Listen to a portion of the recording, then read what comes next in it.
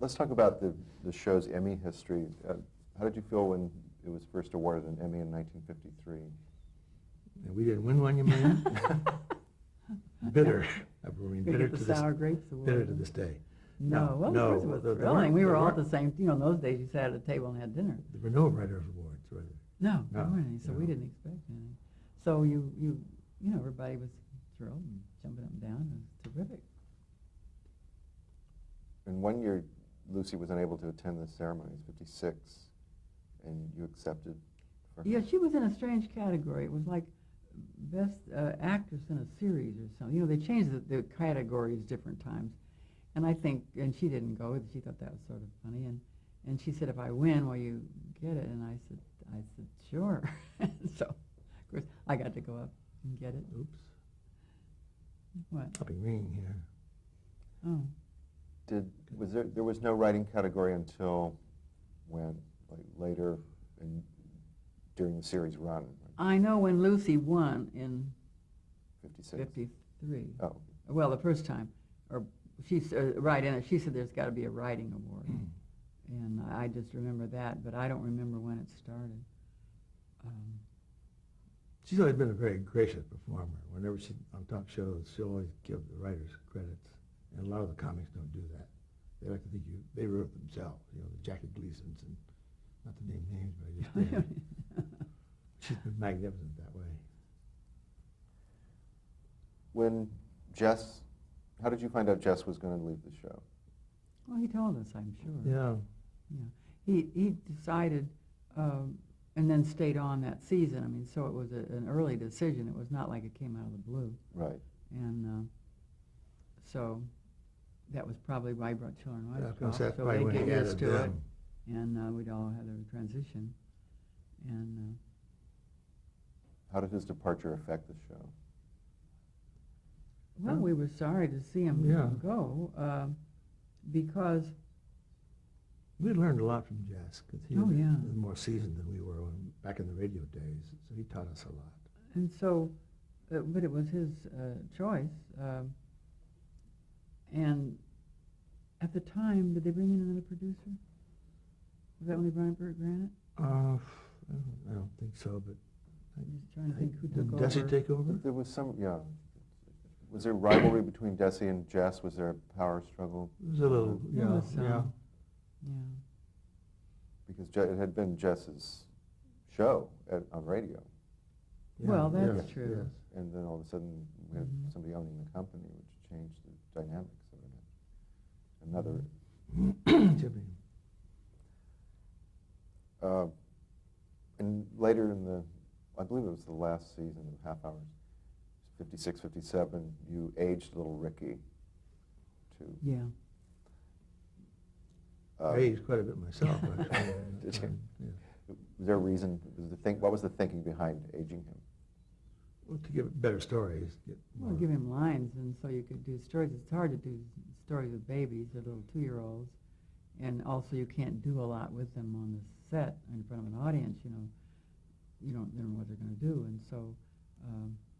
Anybody with a kid in the show, they come in and say, "Hi there, Daddy. Oh, I got to go to my room." Off they go. You notice they you go to don't their hang room a lot. around. Also, they found Keith Thibodeau, who was a little tiny boy, played the drums, so we could use that. Yeah.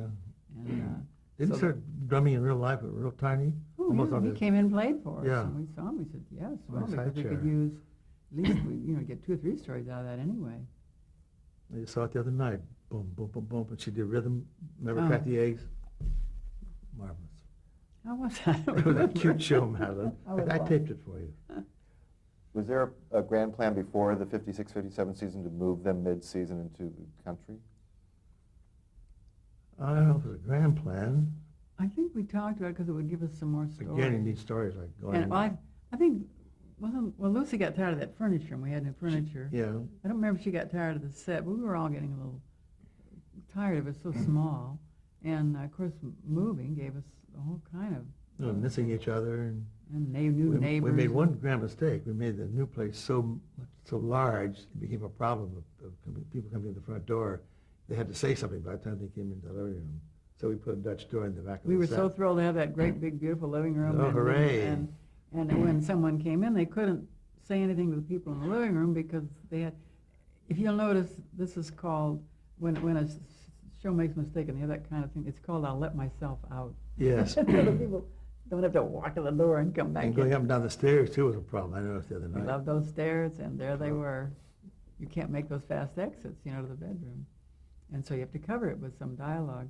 It's hard to leave in a huff when you have to go all the way over there to leave in a huff. Oh, yeah, well, just a minute. And then you go upstairs. Let me get near that door. Ah, there, now I'm leaving. So, But we thought it was great. So we put in the set designer put a Dutch door in the living room. We used to have the merchants come in there all the time. And other people, so that you could make those fast entrances and exits.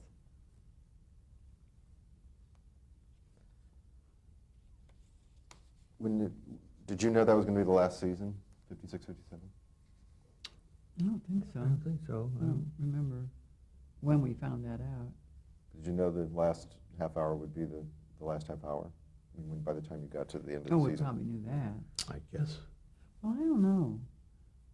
I think we would have written maybe a last show if we'd known. I don't think we knew far enough ahead, because we wrote quite a ways ahead.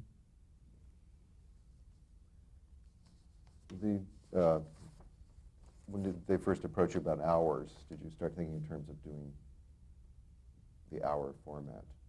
Was it? Yeah, we started thinking about it, and we didn't think about it enough because the first hour ran an hour and a quarter. Some current show is going to take another 30 minutes. I forget what's in the publicity. I think I read They're it. going 90 minutes instead of an Yeah. hour. We went 15 minutes over, and Desi called, Westinghouse or somebody? United States Say- Steel. United States Steel was on Steel. after, and he called and bought the 15 minutes. I don't think there's ever been an hour and 15 minutes show since. In those days, there were some early TV. They had 15-minute shows, That's right. 8 to 8:15, like a little musical show or something. Yeah, Donna Shore was 15 minutes. Yeah. But only Desi would do that. Yes, This is yes. what Why he was people so say to great. him. You can't do that. He says, "Why not?" Why not? Just give him a call. Call Bridget Bardot. I'll call like U.S. Steel, sure. Which saved the show. Otherwise, we'd just cut the ribbons. 15 minutes is a lot. Can we talk about some specific episodes? Lucy does a TV commercial. You talked about the black stuff. And this is one of the great examples, I think. When she's doing this TV commercial, everything was scripted, true? Yes. It took us a day and a half to get that name, too, which I can't pronounce now. What is it, Madelyn? Vida? Vita Benjamin? Benjamin, I think. That was a tough one. It And really you- takes a day and a half. The most amazing thing, she didn't use any cue cards, and she did that No. whole thing in one take, which she did a lot. She and Harpo, same thing. They just did it in front of the audience, and they didn't need any retakes. Amazing. What about Lucy goes to the hospital with the birth of little Ricky? What memories do these bring back? I love that scene. Now, Ricky, remember? They all jumped into action, practice. That was marvelous. Beautifully written, if I may say so. It really was, and well acted, and well shot. It was a lovely scene.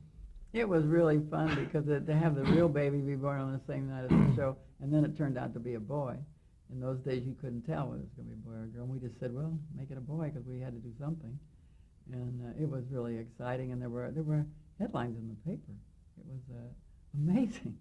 Everybody was talking about it. Wasn't Eisenhower supposed to do something that day and got knocked off the front page?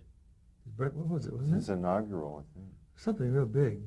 Oh, Yeah. I don't remember. It was January 19th, so it was at inauguration. Yeah, yeah.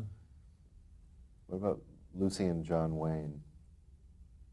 Oh, he was great. He was funny, surprisingly. It went so well we had to do a two-parter, as I recall. Didn't we? Well, yeah. Sort of?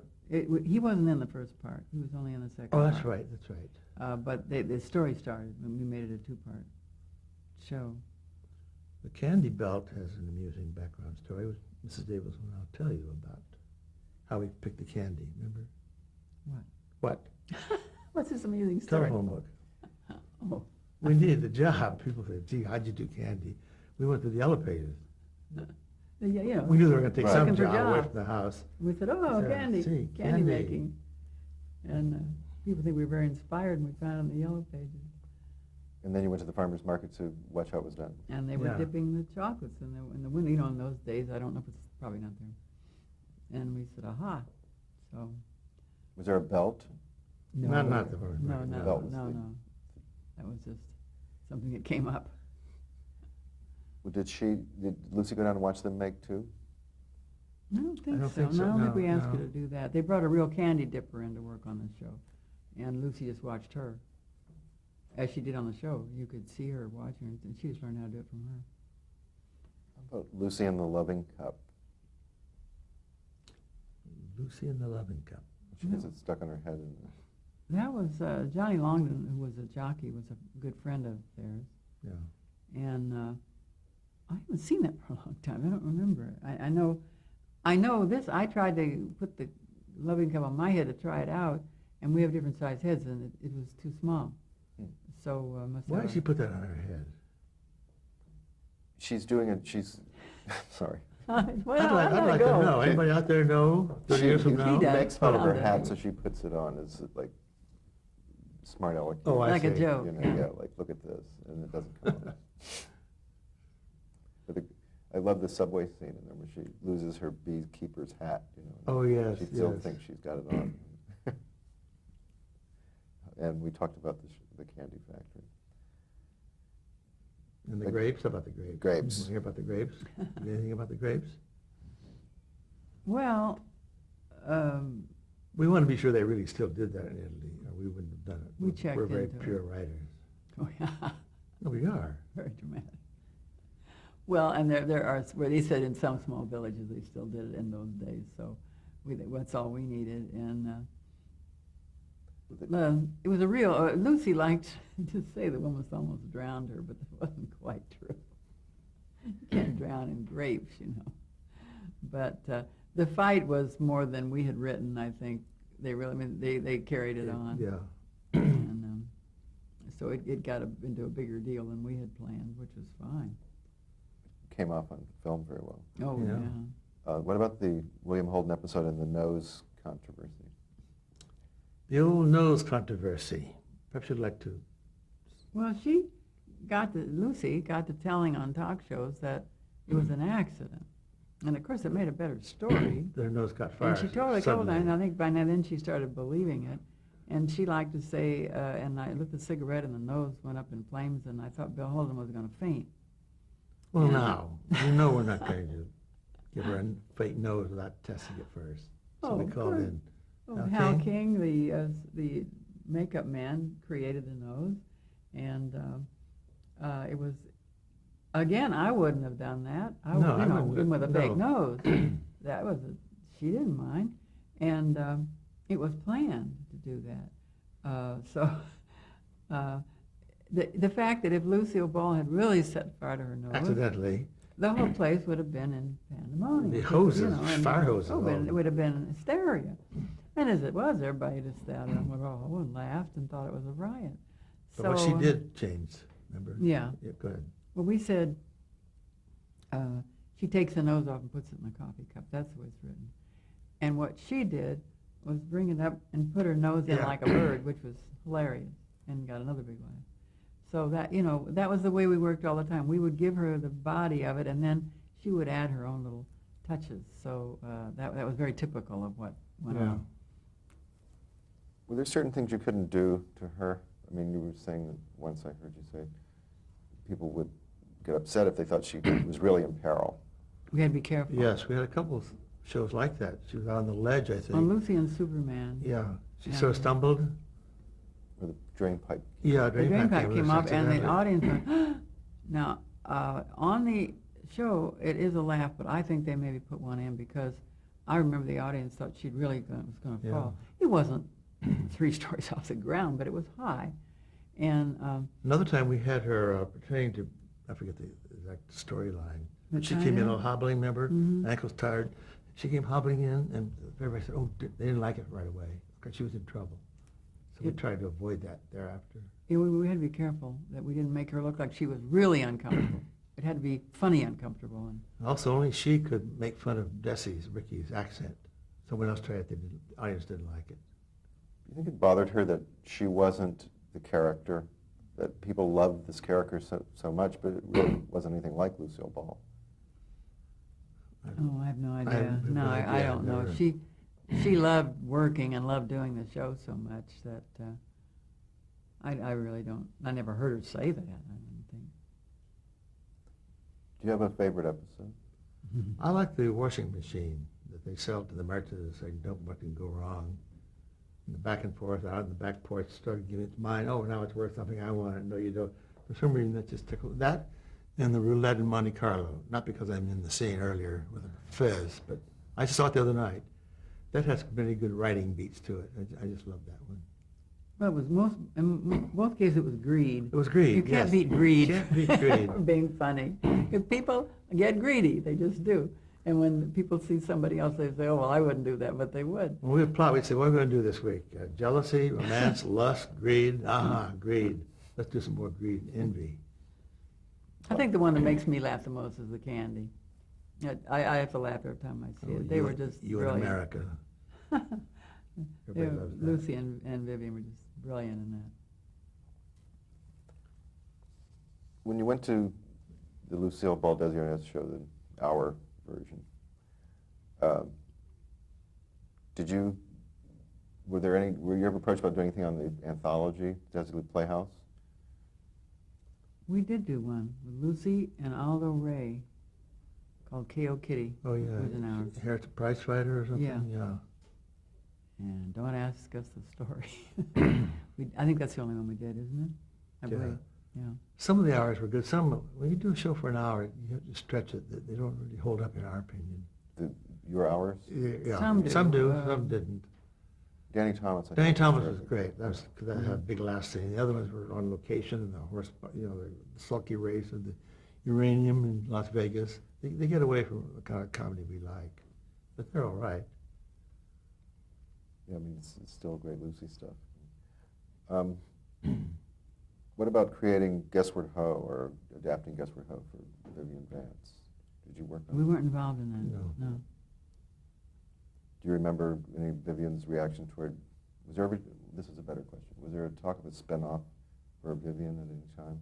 I think there was a lot of talk of spin-offs, but I couldn't tell you now why it didn't do it.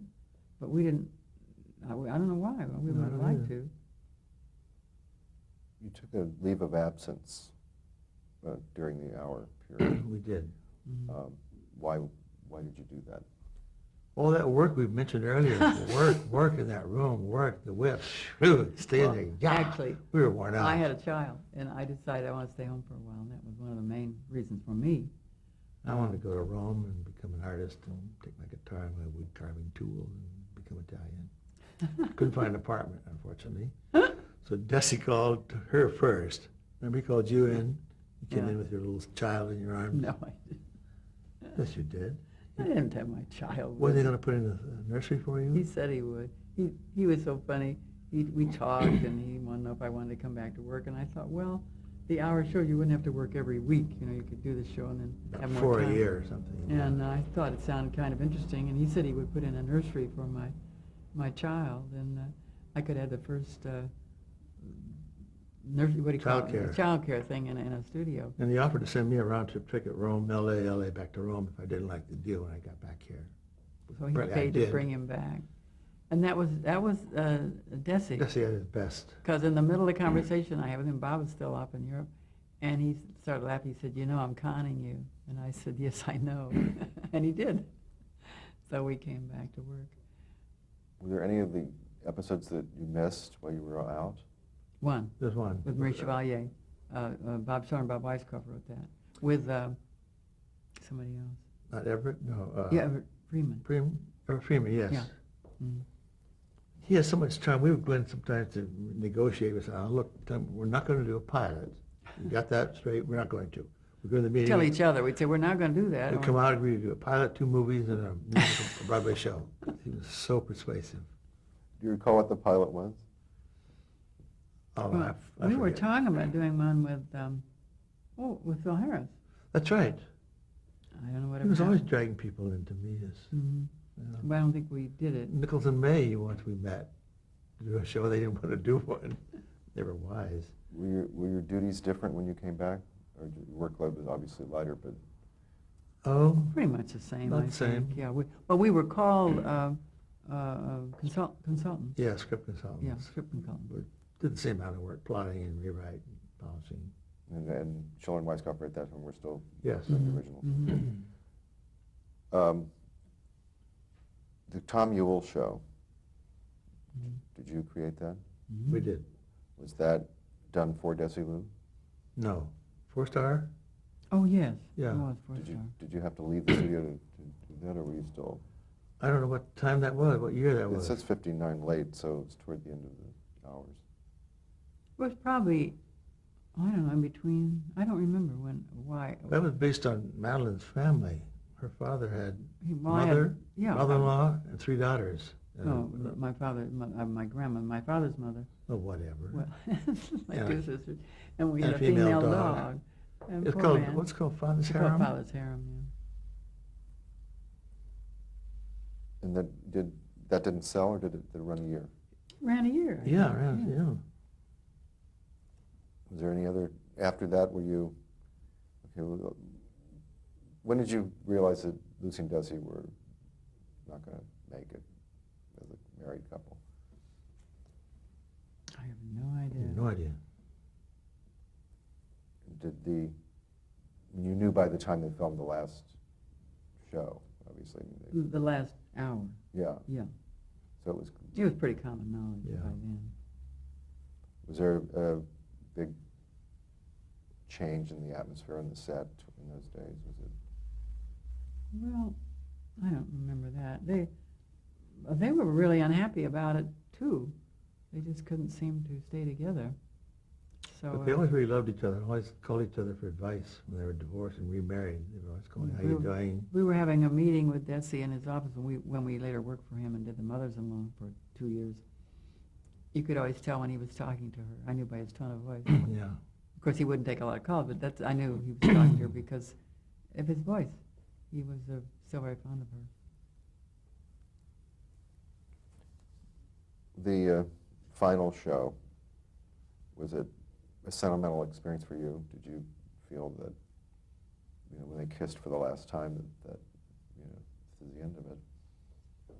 I think we felt kind of funny about Yeah. it. I don't recall it. It was the end of, like the end of an era.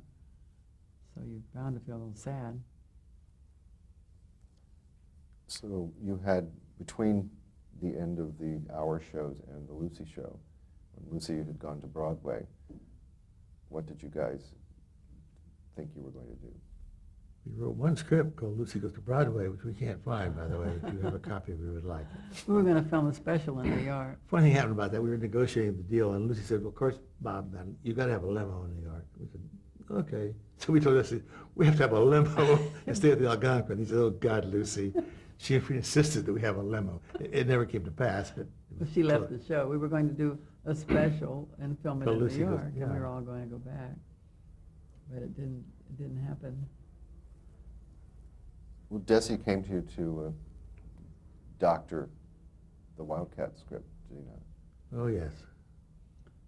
Desi was always bringing us in to fix things, and if it was a movie or something, he'd see, you guys, punch it up and do it, fix it. And We did a scene for which one? Forever Darling. Suddenly, the movie's going along. Suddenly, it's Lucy for about 30 minutes, then back and She back to the came out of the character. door and she was a different character. Oh, yeah. It was awful of us, but Oh, it's terrible. he said But they accepted it. You got to do something, and they did it that way. And so then he had us add some jokes to Wildcat, and the writer was not thrilled. But we were sort of this blue blanket. I don't know. We could fix it. Well, certainly no one knew the Lucy character better, and that's what everybody wanted. When you got to the Lucy show, were you gung-ho about going back into another series, or did you? We're probably gung-ho-ish, yeah. I think so. Yeah. And how different was it remember by now- talking to Lucy about it. She said, you know, I'm older, kids. I said, we're older too, Lucy. When you get old, we get older. She couldn't accept that.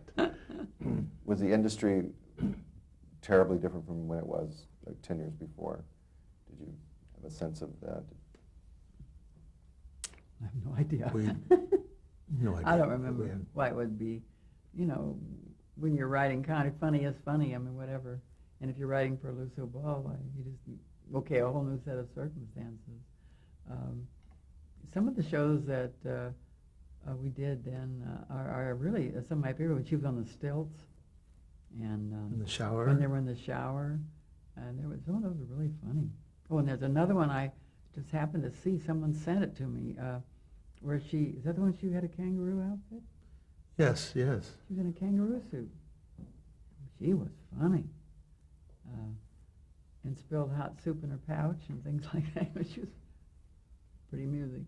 Now, the Lucy show, you again were head writers, Yes. and you had Bob Schiller, Yeah. Bob Weisskopf Yes. and stuff. They do all of them. We had some other We did write some freelance yeah, writers too a few. along the way.